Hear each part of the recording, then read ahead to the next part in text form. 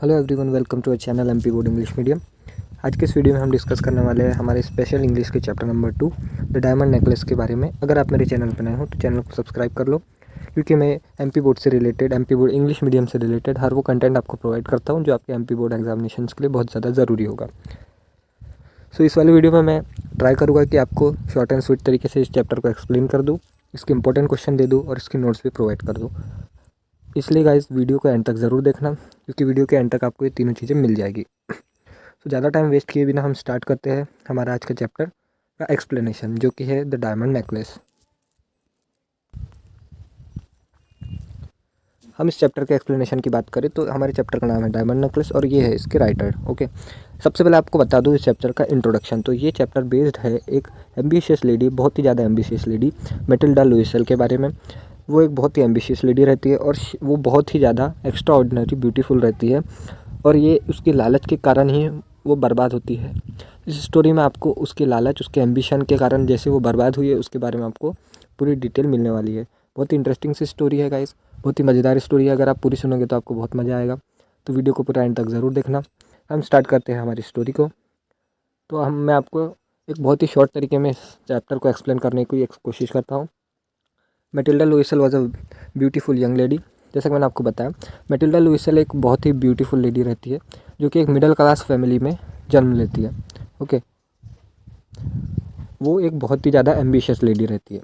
उसके एम्बिशन इतने ज़्यादा रहते हैं कि वो एकदम हाई फाई लाइफ जीने का सोचती है, पर उसके साथ ऐसा नहीं होता, क्योंकि वो एक बहुत ही मिडिल क्लास फैमिली में जन्म लेती है। तो उसके साथ जो उसके एम्बिशन है वो पूरे कर नहीं पाती। वो पहले ऐसा सोचती है कि जैसा कि वो जितना ब्यूटीफुल है, उसको बहुत एक रिच लाइफ जीने की कोशिश करना चाहती है। वो एक बहुत ही रिच लाइफ जीना चाहती है, पर उसके साथ ऐसा नहीं होता।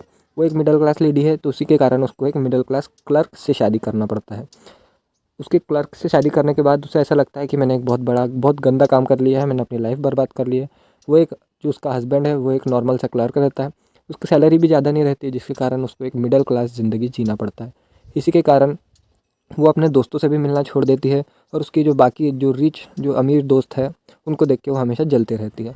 इंसान को वैसे तो दूसरों को देख के जलना नहीं चाहिए, हमारे पास जो है हमें हमेशा उसी में खुश रहना चाहिए, पर इंसान की मेंटेलिटी रहती है कि हमारे पास जो है उससे हमें हमेशा ज़्यादा ही चाहिए होता है। तो ऐसा ही कुछ इस लेडी के साथ भी था। अब सुनिए आगे में स्टोरी में क्या होता है। जैसे कि वो एक मिडिल क्लास क्लर्क से शादी करती है, तो उसके पास ना अच्छी घर होता है, उसके घर में ना अच्छे सोफ़ा होते हैं, मतलब बेकार से पर्दे लगे होते हैं, अच्छा सोफ़ा नहीं रहता, ना अच्छा घर रहता है। तो ये सारी चीज़ें वो रिग्रेट करती है उसके लाइफ में कि मुझे ये क्यों नहीं मिली, कि मुझे भी बहुत रिच ज़िंदगी जीना था, पर वो एक मिडिल क्लास ज़िंदगी जीती है। फिर एक दिन होता यह है कि उसका हस्बैंड उसको एक इनविटेशन कार्ड ला के देता है। इनविटेशन कार्ड एक बहुत ही एक्स्ट्रा ऑर्डिनरी पार्टी का रहता है। वो उस इनविटेशन कार्ड को देख के खुश तो होती है, पर वो उतनी ही जल्दी दुखी भी हो जाती है। उसका हस्बैंड पूछता है कि मैटिल्डा तुम दुखी क्यों हो। तो उसकी जो मैटिल्डा लुइसेल है वो उसको एक्सप्लेन करती है कि अपन बहुत ही एक्सपेंसिव पार्टी में जाने वाले हैं, पर मेरे पास उस पार्टी में पहनने के लिए कुछ भी नहीं है। जैसे कि हम इतनी अच्छी पार्टी में जाएंगे, वहाँ सारे रिच और सारे एक्स्ट्रा ऑर्डिनरी 5 स्टार पीपल आएंगे, तो मेरे पास उस पार्टी में पहनने लायक कुछ भी नहीं है। तो उसका जो हस्बैंड है वो उसको 400 फ्रैंक्स दे देता है, ताकि वो एक अच्छी सी ड्रेस खरीद ले। तो वो खुश हो जाती है। वैसे तो उसके जो हस्बैंड है उसने 400 फ्रैंक्स सेव करके रखे थे एक गन खरीदने के लिए, पर वो अपनी बीबी के लिए वो 400,000 फ्रैंक उसको दे देता है, ताकि वो एक अच्छा सा ड्रेस खरीद ले, गाउन खरीद ले और उस पार्टी में चमक जाए। पर ड्रेस लेने के बाद मैटिल्डा फिर अपसेट हो जाती है, वो फिर दुखी हो जाती है। और फिर उसका हस्बैंड पूछता है कि मैटिल्डा तुम दुखी क्यों हो। तो मैटिल्डा बोलती है कि मैंने गाउन तो खरीद लिया, एक बहुत ही अच्छा गाउन, बहुत अच्छा ड्रेस खरीद के लाती है वो। पर उसका हस्बैंड बोलता है अब तुम क्यों दुखी हो। तो वो कहती है मेरे पास ड्रेस तो है, पर मेरे पास इसके ऊपर पहनने के लिए ज्वेलरी बिल्कुल नहीं है, और ज्वेलरी मेरे पास नहीं है, तो अगर मैं इतना अच्छा ड्रेस पहनूंगी और ज्वेलरी नहीं रहेगी तो वहाँ पे सारे लोग मुझे गरीब समझेंगे, और इसके कारण मेरी जो रेपुटेशन है, मेरी जो क्लास है वो गिर जाएगी उन लोगों के सामने। तो ऐसा मैटिल्डा कहती है। तो फिर उसका हस्बैंड जो है मिस्टर लुइसेल उसको एडवाइस देता है कि तुम क्यों ना एक एक नेकलेस या फिर कुछ ज्वेलरी अपने जो अमीर दोस्त है मैडम फॉरेस्टियर, उनसे जाके बोरो कर लो, उधार ले लो कुछ दिन के लिए। तो मैटिल्डा खुश हो जाती है उसके सजेशन से, और वो जाती है उनके दोस्त मैडम फॉरेस्टियर के पास, और वो एक डायमंड नेकलेस उनसे बोरो कर लेती है कुछ दिनों के लिए। मैडम फॉरेस्टियर एक बहुत ही रिच लेडी रहती है, वो बिना कुछ सोचे समझे उसको एक डायमंड नेकलेस दे देती है। वो बहुत ही खुश हो जाती है, और वो उस डायमंड नेकलेस और उस गाउन को पहन के वहाँ चली जाती है पार्टी में। अब गैस पार्टी में जाने के बाद सारा सीन चेंज हो जाता है। जैसे वो पार्टी में एंटर करती है, वो उस पार्टी की सबसे ब्यूटीफुल लेडी रहती है। उस पार्टी में उसकी जितनी ब्यूटीफुल लेडी कोई नहीं रहती है। उस पार्टी की सबसे ब्यूटीफुल लेडी मैटिल्डा रहती है। सारे लोग हैं उसको देखते रहते हैं। सारे लोग उसको देख के चकाचौंध रह जाते हैं। उसकी ब्यूटी को देख के इतनी ज़्यादा ब्यूटीफुल दिखती है। सारे लोग चाहते हैं कि वो उसके साथ डांस करे। सारे लोग उससे अपने आप को इंट्रो करवाना चाहते हैं। जो सारे रिच लोग हैं, जो सारे बहुत बड़े बड़े लोग जो पार्टी में आए हुए रहते हैं, वो उसको देखते ही रहते हैं और उसके साथ डांस करने की कोशिश करते हैं। सब चाहते हैं कि मैं उसके साथ डांस करूं। मैटिल्डा ये सारी चीज़ें देख के बहुत खुश होती है। फिर वो अपनी ब्यूटी में खो जाती है और लोगों के साथ डांस करते रहती है। और वो इतना डांस करती है कि वो सारी चीज़ें भूल जाती है। और वो 4 बजे तक, सुबह के 4 बजे तक डांस करते रहते हैं। फिर जब उसका डांस ख़त्म हो जाता है तब वो घर पे आते हैं। और घर पे आने के बाद मैटिल्डा सोचती है कि मैं अपने आप को मेरी ब्यूटीफुल ड्रेस में और इस डायमंड नेकलेस में एक और बार देख लूँ। तो वो मिरर के सामने जाती है। पर जैसे वो मिरर के सामने जाती है तो उसके गले का डायमंड नेकलेस मिसिंग होता है। यहीं से स्टोरी का क्लाइमैक्स चालू होता है।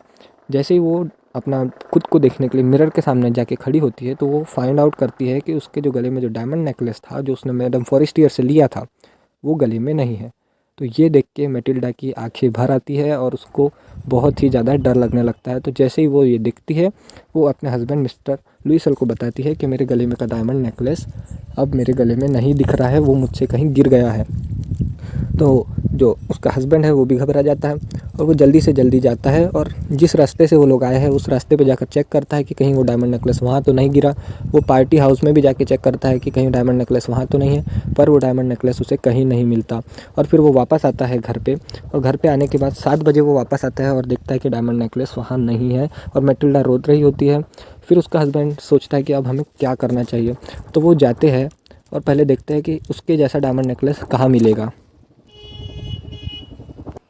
सो फिर गाइस, जैसे कि डायमंड नेकलेस घूम चुका है तो मैटिल्डा और उसके हस्बैंड के पास और कोई चॉइस नहीं रहती कि वो जाए और एक नया डायमंड नेकलेस ख़रीद के मिस्टर फॉरेस्टियर को दे। तो इससे पहले, जाने के पहले, उसका हस्बैंड कहता है कि तुम एक लेटर लिख दो मैडम फॉरेस्टियर को कि तुम्हारा जो डायमंड नेकलेस है उसका मुझसे एक क्लिप टूट गई है, तो मैंने उसको रिपेयर के लिए दिया है, कुछ दिनों में मैं आपको ला के दे दूँगी। तो मैटिल्डा ऐसा ही करती है। वो मैडम फॉरेस्टियर को एक लेटर लिख देती है। मैटिल्डा मैडम फॉरेस्टियर को एक लेटर लिख देती है जिसमें वो बताती है कि मेरा आपका जो डायमंड नेकलेस है वो मुझसे उसका एक क्लिप टूट चुका है, तो मैंने उसको रिपेयर के लिए दिया है, मैं आपको कुछ दिन में ला के दे दूँगी। तो ये ऐसा लिख के वो मैडम फॉरेस्टियर को भेज देती है। फिर मैटिल्डा और उसका हस्बैंड जाते हैं मार्केट में और जाके देखते हैं कि वैसा ही डायमंड नेकलेस कहीं मिलता है या नहीं। तो बहुत शॉप घूमने के बाद उनको एक डायमंड नेकलेस मिलता है, पर उसकी कॉस्ट रहती है 40,000 फ्रैंक्स, जो कि एक बहुत ही महंगा डायमंड नेकलेस उनको मिलता है।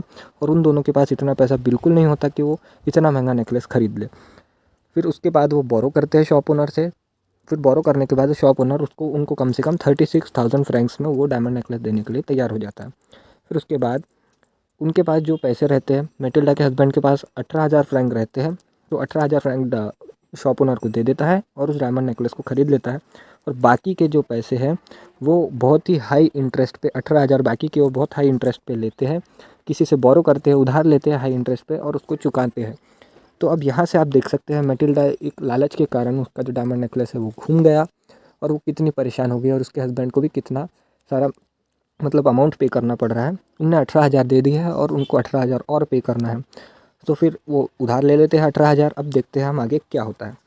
फिर उधार लेने के बाद जैसे कि उनको उधार चुकाना है, तो उसके लिए उसके हस्बैंड जो घर में रह रहे थे उस घर को छोड़ देते हैं और शिफ्ट हो जाते हैं एक छोटे से घर में, जिसकी हालत अभी वाले घर से भी बहुत ख़राब रहती है। उनकी जो मेड है, उनकी जो नौकरानी है, वो उसको भी छुड़वा देते हैं, नौकरानी को हटा देते हैं काम पे से। और जो सारे घर के काम है वो मैटिल्डा ही करती है। वो घर के लिए पानी भरती है, वो घर के बर्तन धोती है, वो कपड़े धोती है और सारे जितने भी चीप काम है वो ही मैटिल्डा ही करती है। और उसका हस्बैंड जो है मिस्टर लुइसल, वो भी एक्स्ट्रा टाइम वर्क करता है उसके ऑफ़िस में, ताकि वो जो उन्होंने लोन लिया है, जो 18,000 फ्रैंक्स का उन्होंने उधार लिया है, उसको चुका सके जल्दी से जल्दी। फिर जैसा कि मैंने आपको बताया मैटिल्डा सारे काम करती है, तो उसके कारण उसकी सारी जो जितनी उसकी ब्यूटी थी, जितनी वो ब्यूटीफुल लगती थी, जितनी वो यंग लगती थी, वो सारी ब्यूटी चली जाती है।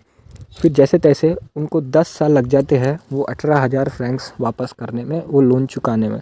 फिर ये सारी चीज़ें होने के बाद जब वो लोन चुका देते हैं, फिर एक संडे के दिन जो मैटिल्डा है वो वॉक पे निकलती है बाहर, तो वो मैडम फॉरेस्टियर को देखती है। और मैडम फॉरेस्टियर जैसे मैटिल्डा को देखती है वो उसके पास आती है और पूछती है, हे मैटिल्डा, क्या ये तुम हो?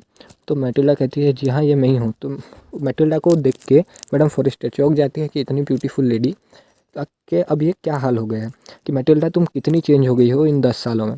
तो मैटिल्डा बोलती है कि जितनी भी मैं आपको चेंज दिख रही हूँ ये आपके ही कारण है। तो मैडम फॉरेस्टियर चौंक जाती है, वो कहती है ऐसा क्यों, मैंने तुम्हारा क्या किया। तो मैटिल्डा फिर उसको सारी स्टोरी बताती है कि जो डायमंड नेकलेस आपने मुझे दिया था वो मुझसे खो गया था, और जिसके कारण हमको 36,000 फ्रैंक्स का आपको नया डायमंड नेकलेस लेना पड़ा आपके लिए, और आपको ला के देना पड़ा। तो ये सारी बातें सुन के मैडम फॉरेस्टियर चौंक जाती है, पूरी तरह से दंग रह जाती है। फिर मैडम फॉरेस्टियर उसे बताती है कि मैंने जो तुमको डायमंड नेकलेस दिया था उसकी कोई कीमत इतनी ज़्यादा नहीं थी, वो एक नकली डायमंड नेकलेस था, और उसकी जो कीमत थी वो बस 500 फ्रैंक्स का था, और वो एक नकली डायमंड नेकलेस था। और ये है स्टोरी की समरी कि जिस लालच के कारण उसने डायमंड नेकलेस लिया था वही डायमंड नेकलेस नकली निकला, और उनको पता भी नहीं था कि वो डायमंड नेकलेस नकली है।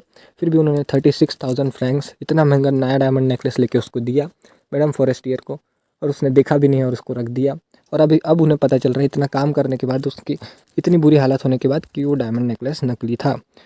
तो ये स्टोरी थी गाइस, आई होप आपको समझ में आया होगी। ये स्टोरी गाइस डायरेक्ट लाइट डालती है हमारी ह्यूमन थिंकिंग पे, कैसे हम लालच के कारण अपना सब कुछ बर्बाद कर बैठते हैं। तो ये थी आज की स्टोरी, आई होप आपको समझ में आई होगी।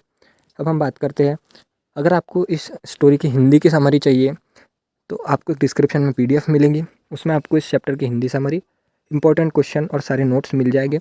उस PDF की लिंक आपको डिस्क्रिप्शन में मिलेंगी, आप जाके वहाँ से डाउनलोड कर सकते हैं उस PDF को नीचे से। उसमें सारी चीज़ें आपको इंपॉर्टेंट क्वेश्चन वगैरह सब मिल जाएंगे। अगर कोई डाउट होगा इस तो नीचे कमेंट करो, या फिर आप मुझे इंस्टाग्राम पे कांटेक्ट कर सकते हो। अगर वीडियो पसंद आया तो लाइक करो, चैनल को कर दो subscribe. Thank you for watching, मिलते हैं आपसे अगली वीडियो में।